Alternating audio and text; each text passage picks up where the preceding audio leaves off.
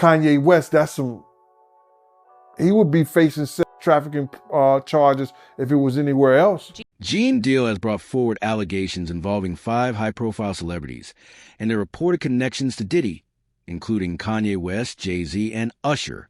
The claims are so serious that many are now questioning why 50 Cent chose to exclude these details from the documentary altogether. In this segment, we'll break down each name and examine their alleged links to Diddy one at a time. The first person Gene referenced in his recent interview was Usher. He highlighted past comments Usher himself has made about being exposed to situations at a very young age. Experiences, he says, he should never have been around. According to Gene, those statements alone raise serious questions. Should never have been around. To Gene, that alone says a lot. A lot of celebrities that saw it. There's probably a lot of stuff. Look at Usher. What Usher say? I seen some things I shouldn't have been seeing at that age. What does that tell you? That he's seen some things, he was around some things when he was young that he shouldn't have been at a Diddy party. So that's going to show you that there's certain things that are happening that's going on that here it is, this kid was saying he shouldn't even seen it and been around it himself. The message is unmistakable. Usher was placed in environments and situations that were deeply inappropriate for someone his age. Gene Deal has gone even further, sharing a far more disturbing claim about Usher's time around Diddy. According to him, an incident occurred between Diddy and Usher that allegedly ended with Usher being hospitalized. A certain feeling, and I felt a certain way when Usher got on Shay Shay, and I don't mean to mention other people's platforms, but he got on Shay Shay and he mentioned how great and how good Puff taught him and everything. You know what I'm saying? About the business, right? I know, and people know, that was around that in that time that Puff and Usher did have a situation. And that situation led Usher to the hospital. Now I let Usher explain that to y'all. I let Usher tell that story. But how dare you say a man that groomed you, you gonna give him a pass? Bruh, you know I know. Gene Deal claims that Usher has alluded to these experiences before, even without spelling them out. That's why Gene finds it troubling that Usher would later defend or speak positively about someone who allegedly treated him poorly. Let me reframe you on something. Remember Usher? We was at the Swiss Hotel. Puff had Kim in the room. Had one of Keith Sweat's baby mothers in the big room outside the master bedroom. He came outside in his robe. She gave him a fellatio right there. His back was turned to me. She gave him a fellatio. You knocked on the door. I came and opened the door for you. Puff went in the room. You came in the room and kissed that girl dead in her mouth. Now I'm telling that because you taking up for somebody that you know and a lot of more people know didn't do you right when you was at Diddy camp. He shared a vivid memory from that time to show why the issue still weighs heavily on him. According to his account, he personally saw behavior that made it clear the atmosphere around Diddy was deeply inappropriate, particularly for young artists who were still finding their footing. Gene also claims that one of the most significant moments the documentary left out was an incident involving Diddy and Usher that was so disturbing it allegedly resulted in Usher being hospitalized. I heard about some music executive from the industry back in Harlem. You know, I heard it from some music executives back in Harlem. And I'm not going to speak on their name. They doing programs and everything like that. And they may be doing some programs. They may speak on it themselves. But I heard it from some music executives. What did you hear? Bro, you know how people be talking and we was around some people, something like that, and then some people might say, yo, I don't F with that dude. And at the time, I didn't even know who the F Usher was. You know what I'm saying? It was one of those type of situations. And when probably say, yo, man, I don't F with them niggas. Man, I'm getting out that industry and everything like that. You know, Puff sent this little kid to the hospital. How he sent him to the hospital? Man, nigga was bleeding from the butt. And that's what was said. But I didn't even have a name for the kid at the time. Then you heard, and that's what happened. Gene explains that this indicates certain troubling events were occurring, and while some industry insiders were aware, remaining silent was considered standard practice. He then moved on to describe what he personally observed involving Diddy and Jamie Foxx, emphasizing that he could only speak to what he directly witnessed. He recalled first meeting Jamie Foxx on a tour bus during a trip he now barely remembers. At the time, the atmosphere seemed friendly, but there was no indication of a close bond. Later, however, he claims he came to realize that Diddy and Jamie were engaged in disturbing behavior toward women. Came out the back of the tour bus, you understand? And Jamie went back there for a minute or so. Then he just came out and he was all touchy-feely with the girls. And I'm looking at this dude like, wow, this dude kind of like touchy-feely with these girls, and he don't even know them. They know him because he's Jamie Foxx. But he didn't know them, so I don't really know their real relationship or how close they was. I didn't meet Jamie Foxx and really have a conversation with him until I would have. What makes this even more concerning, according to Gene, is that Jamie Foxx has long been associated with partying alongside Diddy and participating in his so-called freak-offs. Jamie has even joked publicly about showing Diddy how to party on a budget. Looking back, that revelation raises serious questions. Why would the FBI have been involved with Diddy? And could he have been a known asset at the time?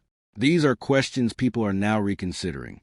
The next celebrity Gene claims was quietly removed from the documentary is Ja Rule. According to Gene, their story began in Atlanta when he and Diddy visited a specialty store while on the road. It was Gene's first time seeing Diddy in such a setting, and what struck him most was how completely at ease Diddy appeared. First time I ever went to an exotic bookstore, with Puff. I didn't know he even did that, but we was in Atlanta. So when we went to the door, they gave him a brown paper bag. So I guess this is a place that he was used to and people knew him there. So when they gave him a brown paper bag, Puff was just going around the store, just picking items off the shelves and stuff like that, putting them in the brown paper bag. So then,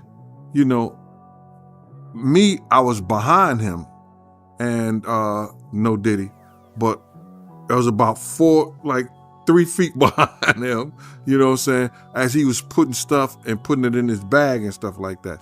So this one particular place that he was put up there, he had to reach up kind of high and get it. So he just started pulling things out. And he was pulling a lot of them off there. So I was like, so I looked up and the thing said butt plugs. When he walking down the thing, said butt plugs. I said, hey, yo, just to mess with him. I said, hey, yo, what are you getting these for? And he said, can I do my shopping by myself? I said, yes, you can. And I waited up at the register for him, because they had the big counter up there. So when he came to the counter, I said, yo, I'm finna see what this motherfucker this mofo is putting in his bag. Cause I know he gonna have to take everything and put it on the counter so the dude could count it, right? My man, when he came there, he gave the dude a wad of hundreds like this. You know what I'm saying? He gave him a wad of 100 and just put it up there. The dude ain't even, you know what I'm saying? He ain't even want to know what was in the. Afterward, they boarded a private jet to North Carolina for a show, with J.R.U.L. accompanying them. During the flight, Gene claims Diddy continuously urged Jaw to challenge Jay-Z musically. They went to the room. I don't know what they were doing in there. I didn't give a shit. But Puff told me, Gene, do not let nobody. You don't want to be up in that room because there was a whole lot of freaky shit going on with Jay-Z. It's a question that begs attention. Upon arriving at the hotel, they settled into a sprawling suite filled with people eating, talking, and mingling. Later, Diddy, Ja Rule, and a few women retreated to a private room. Before stepping in, Diddy gave Gene one firm order. No one else was allowed inside. Jay-Z and Puff was given an Gene also revealed that Diddy had a reputation for putting people in compromising situations to manipulate their choices. That night, he believes Diddy was steering Ja Rule's career in a very specific direction. Whether Ja Rule will ever speak out about what allegedly happened remains uncertain. The next name on Gene Deal's list was Jay-Z. Gene argued that Jay-Z and Diddy were far closer than the public realized, despite statements suggesting otherwise. According to Gene, their bond wasn't built on friendship. It was purely business. Together, he claims, they were working toward the same goal, keeping East Coast rap from gaining power. Gene also revealed that Diddy had a reputation for putting people in compromising situations to manipulate their choices. That night, he believes Diddy was steering Ja Rule's career in a very specific direction. Whether Ja Rule will ever speak out about what allegedly happened remains uncertain. The next name on Gene Deal's list was Jay-Z. Gene argued that Jay-Z and Diddy were far closer than the public realized, despite statements suggesting otherwise. According to Gene, their bond wasn't built on friendship. It was purely business. Together, he claims, they were working toward the same goal, keeping East Coast rap from gaining power. And I can't say, I wish I could say half a homo, but I know I can't say it. But I don't know what kind of half a homo that is. And you trying to say that you're not close to somebody. You coming on stage, patting them on their ass, and then you making a broad statement to the public. Can't nobody call me Sean but Sean Carter. Gene believes East Coast rap was destined for a comeback, no matter the obstacles. He points to one artist who was ready to restore its dominance on a scale similar to Biggie, Pop Smoke. 4. That artist was Pop Smoke. But they were so close that I expect him to remember, but I remembered. You understand? And he told Puff, he said, yo, Puff, yo, I heard about that Gene right there. That Gene got a mean left. Oh, he said, that Gene a knock a out. Then he gonna come up to me and say, man, you look like, man, you a tear ass up. And I said to himself, I said, yo, no Diddy. Pause, whatever. I said, he don't even remember. I was about to knock him the F out. He didn't even remember. He said to me to Laura. That's how these guys are, man. Gene concluded by claiming that the industry never truly wanted East Coast rap to reclaim its former dominance. In his view, every time it came close, something always seemed to block it. While he admits this isn't solid proof, he has noticed a pattern over many years. From his perspective, Jay-Z and Diddy were far closer than most people are willing to admit today, regardless of public statements or legal posturing. Gene also suggests their bond went beyond business, sharing personal jokes and displaying a level of familiarity that hinted at a deeper connection. He adds that many figures in the music industry operate in a bubble, creating drama, stirring conflict, and then moving on, detached from the consequences.